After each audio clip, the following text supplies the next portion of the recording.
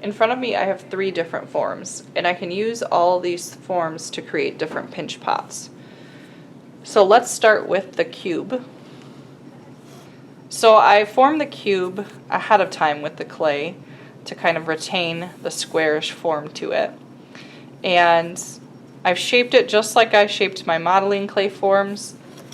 Another trick when you're shaping clay, especially this kiln water-based clay, is using a ruler to tap the clay to help shape the form. Traditionally, a wooden paddle is used, but rulers work just as fine. Okay, so what I'll do now is I'll put my finger into the clay to open the clay up, and then what I will do is I will begin to pinch the clay. And this time I'm going to be a little more careful, and obviously I don't want my pinch pot to be round, so I'm not just rotating all the way around as I pinch. I'm just kind of working each side.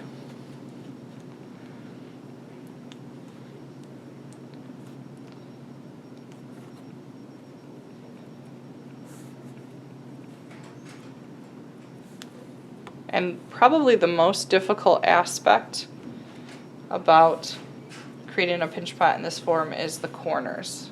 The corners tend to be too thick, so that's something that you'll have to make sure that you address as you pinch.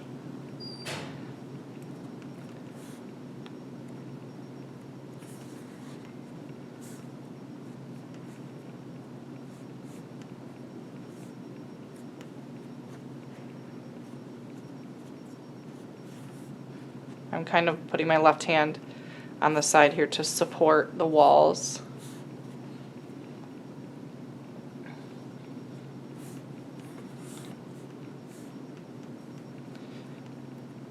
As I begin to pinch out.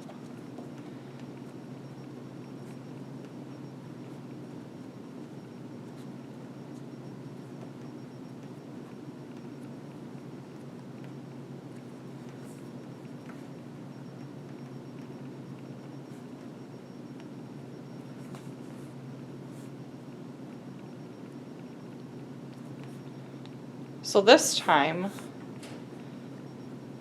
as you choose what kind of form you would like to create, pay attention to your hands. Slow down, because your hands have a lot to do with how the pinch pot forms.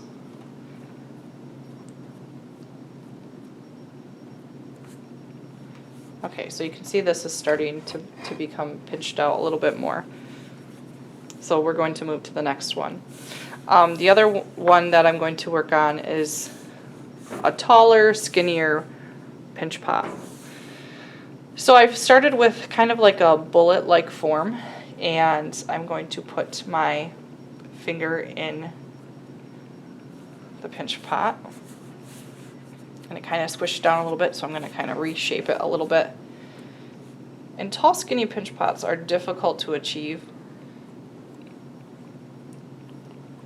because they tend to just want to become wider and wider. So pay attention to how you're holding the clay. If you put your thumb inside and you have your hands in this position, you might be drawing the clay out this way. So instead, I'm going to keep my hands extremely upright and vertical, and I'm going to start at the bottom and I'm going to pinch up. So the clay is being pulled up as I pinch.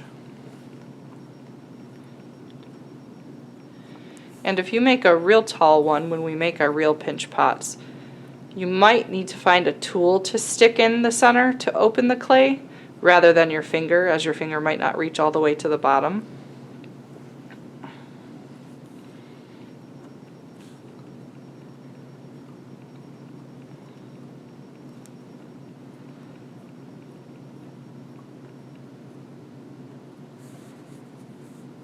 So you can see it's staying pretty narrow. It's getting a little bit wider.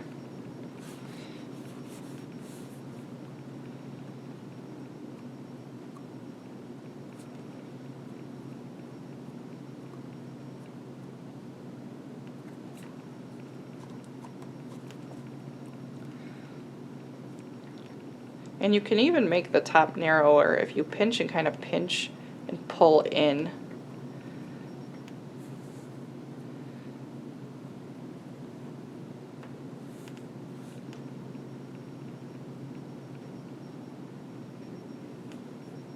kind of pinching and pulling and turning it inwards.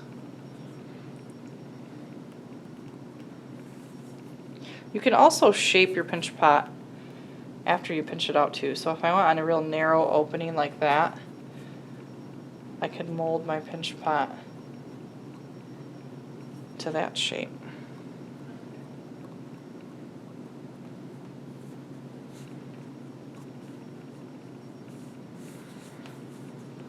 Okay, another thing to consider if you're just making a spherical pinch pot, making it round, is how deep you put the hole in. So if you have a pinch pot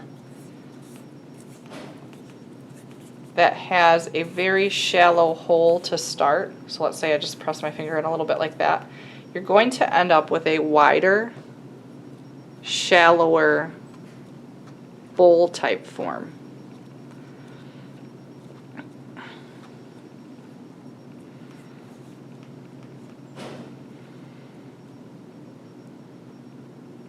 So as you choose your design for your pinch pot, you're all learning how to manipulate the clay into the form you want and learning how to be aware of your hand movements.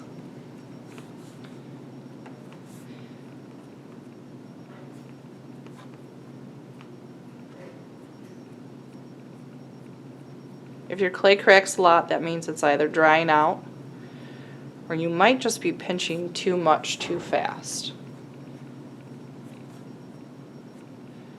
So clay is an art form that takes time.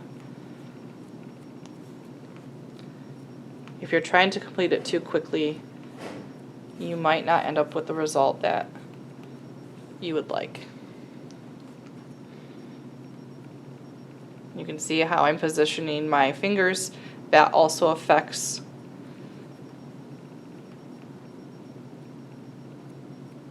what the clay is doing. It's becoming wider and wider and wider. So there's all sorts of shapes and sizes of pinch pots. So your objective is to choose a design and make that design happen from the clay that you're given. Okay, so you can see that this is getting wider and wider. Okay, so these are just 3 different forms.